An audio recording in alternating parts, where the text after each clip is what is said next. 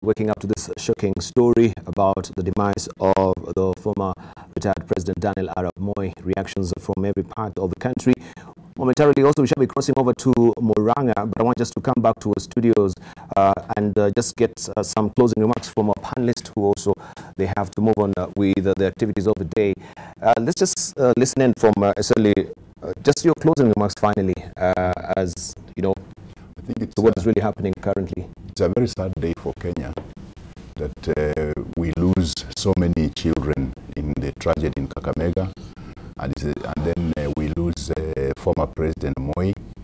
I think it's a day that we should all take time to reflect on what God means for each of us. Because as a country where we are politically is very, I would say, is very dicey, and this is what is going on in the country. Thank you. Right. Continued heartfelt condolences to the parents of the kids that we lost in Kakamega.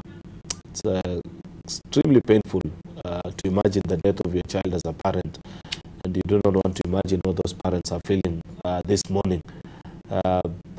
It's my sincere most hope that as a society we'll reflect on making our education institutions the safest places for our kids. It used to be that way, but that is a tradition we appear to be losing, where increasingly there are so many dangers that lurk on the way within the institutions of learning for young people.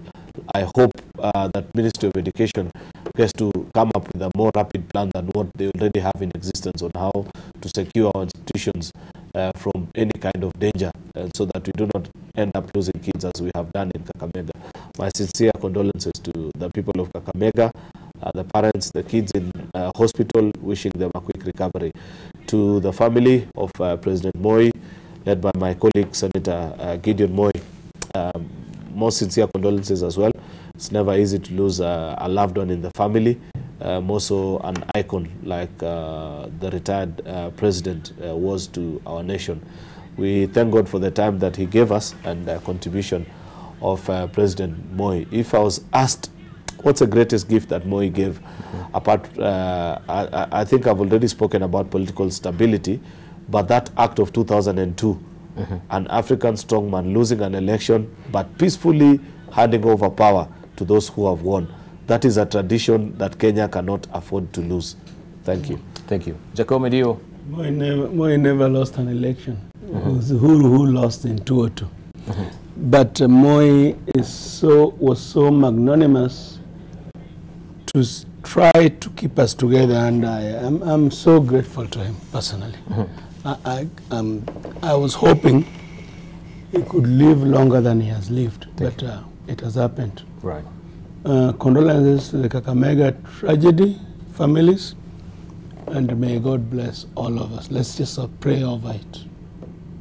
You know, Dibala, when we were conversing, and it was Otiende Amolo, so his left was speaking about how he was the beneficiary of the milk. And remember, this milk was being given to all primary schools nationwide, not in select places, in the whole country. And I was just thinking backwards, and I was asking myself, you know, the state did not have cows. You know, the cattle did not belong to the country that they would be milking.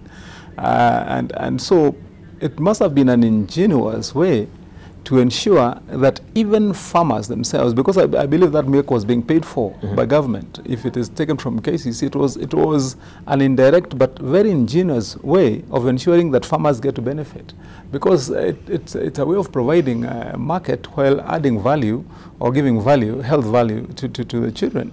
And I was just thinking backwards, why sometimes don't we also, you know, when you look at it at the face of it, you might not understand or see it that way. Why don't we sometimes, even in present day, think you know, in that manner? For example, look at the crisis that is there with our farmers, and saying, you know, you remember the images you're showing here of farmers in Nyandarua pouring milk. I think those are good lessons that we would need to learn. I want to say to Kenyans this morning, as we mourn the death of former President Daniel Arap Moi, that there is a lot, there is an awful lot that we can pick from the lessons he taught this country for those 36 years. He was not all glamour all the time, because leadership is a tough call. And there are times when you have to make decisions which are not even popular to the people who are nearest to you. Sometimes you even have to hurt family, for that matter, but to be strong in leadership. I think the leaders we have today, ourselves in government, I think even future aspiring leaders, we need to take lessons of Moi and take them seriously. And because I don't want to reopen the debate, I just want to remember, for example, how he built, even in politics itself, how he built KANU into a powerhouse.